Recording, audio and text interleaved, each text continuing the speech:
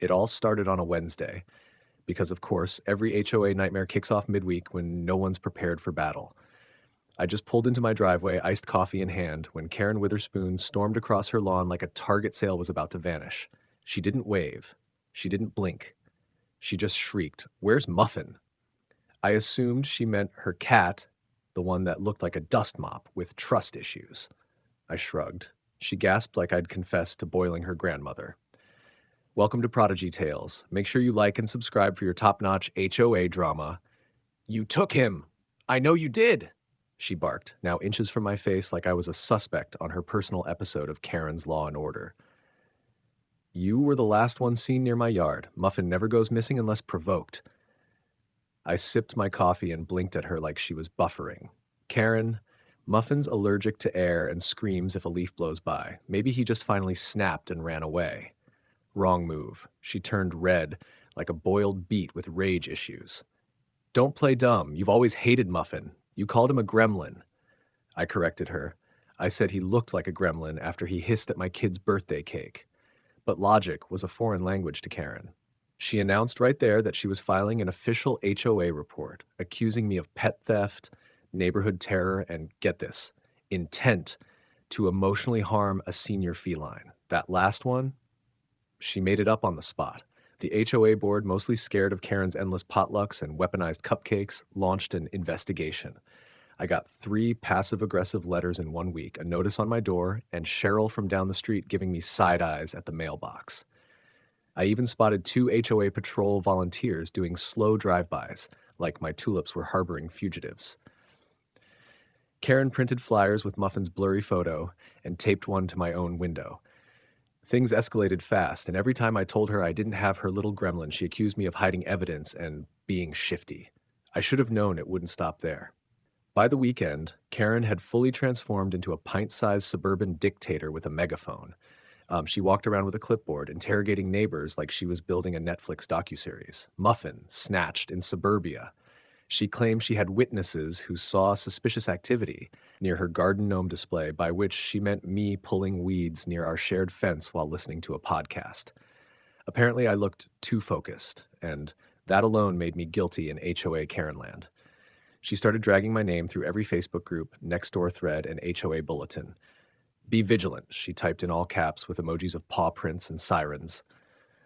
We have a catnapper in the community. She even held a neighborhood meeting under the banner Justice for Muffin, where she passed out homemade wanted posters with my face on them photoshopped next to a giant paw print. Someone even brought snacks. I swear to God, they were cat-themed cookies. I kept telling everyone, over and over, I didn't touch her precious fur ball. I wasn't even home when Muffin disappeared. I had receipts from Home Depot and a time-stamped selfie with a 50-pound bag of mulch.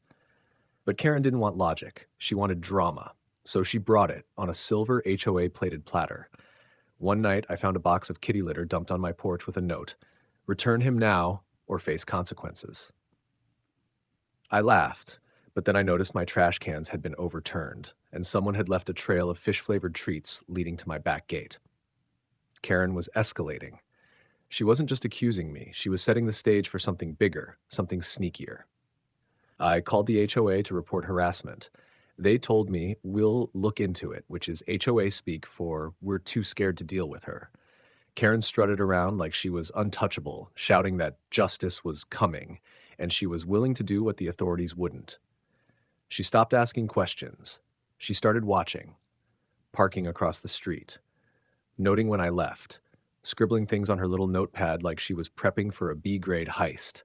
And I didn't know it then, but she wasn't just going to wait for justice, she was planning to take it.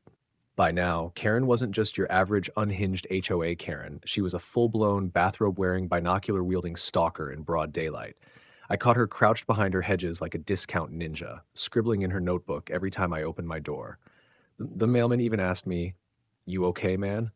That lady's been asking if I've seen any cat-related packages. I laughed it off, but truthfully, I was getting uneasy. I installed cameras, locked every window, even changed the code on my garage. The way she was acting, I wouldn't have been surprised if she'd hired a pet psychic or brought in a search dog. Every night, she posted fresh updates online, wild claims like he's got a hidden trapdoor, and I saw cat hair on his patio chair. One neighbor suggested she call animal control. She did. Twice. They came, sniffed around, shrugged, and left after she tried to bribe them with expired canned tuna. Then came the night she made her move. I had a work conference 2 towns over and left for a 2-day trip. As I pulled away, I spotted Karen peeking from her blinds like she was watching a jailbreak. Something in my gut said she'd been waiting for this. I texted my buddy Dave to swing by and check on the house just in case. He agreed, said he'd stop by around noon the next day. He didn't make it that far. At 10 a.m., my doorbell camera picked up movement. Karen, hoodie, gloves, carrying what looked like a mini crowbar and her ridiculous notepad. I watched, stunned, as she pried open my back window, muttering something about rescuing Muffin. She slithered inside like she was auditioning for a heist movie, boots tracking mud across my tile. My phone lit up with motion alerts, but I couldn't do anything. I was 2 hours away, screaming into a hotel pillow. She wandered from room to room, poking into cabinets, lifting couch cushions, even shaking my laundry hamper like Muffin was hiding in my socks. The camera in the hallway caught her entering the basement. She paused at the top of the stairs, looked around, and mumbled, "Don't worry, Muffin, I'm coming for you." What she didn't know was that someone else was already down there. Karen tiptoed down the basement stairs, flashlight in hand, like she was filming a ghost hunting episode for suburban moms with superiority complexes. "Muffin?" she whispered, scanning shelves, ducking under hanging cables, pushing aside storage bins.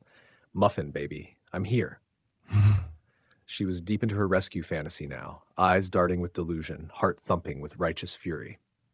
She yanked open a closet door, knocking over a broom. Something rustled behind a box. She gasped, "Muffin!" But that rustle wasn't a cat.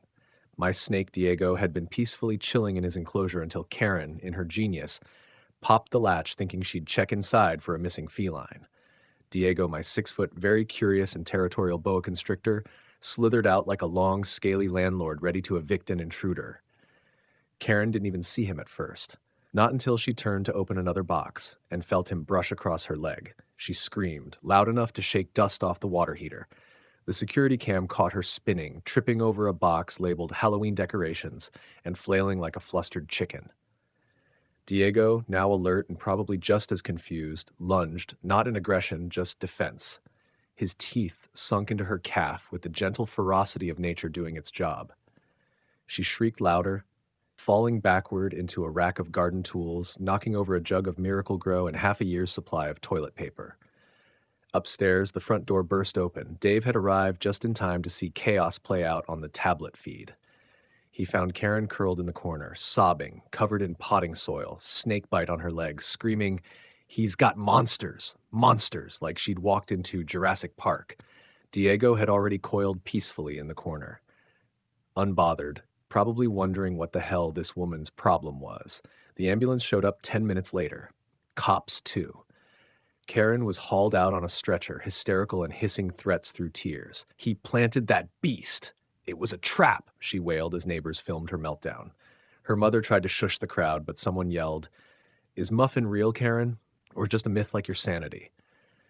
As the medics drove off, I arrived home, coffee in hand, sunglasses on, calm as a Zen master. Diego peeked from the basement window. The end. Please, like and subscribe for more HOA showdowns like this. Do you think Karen got what she deserved? Comment below.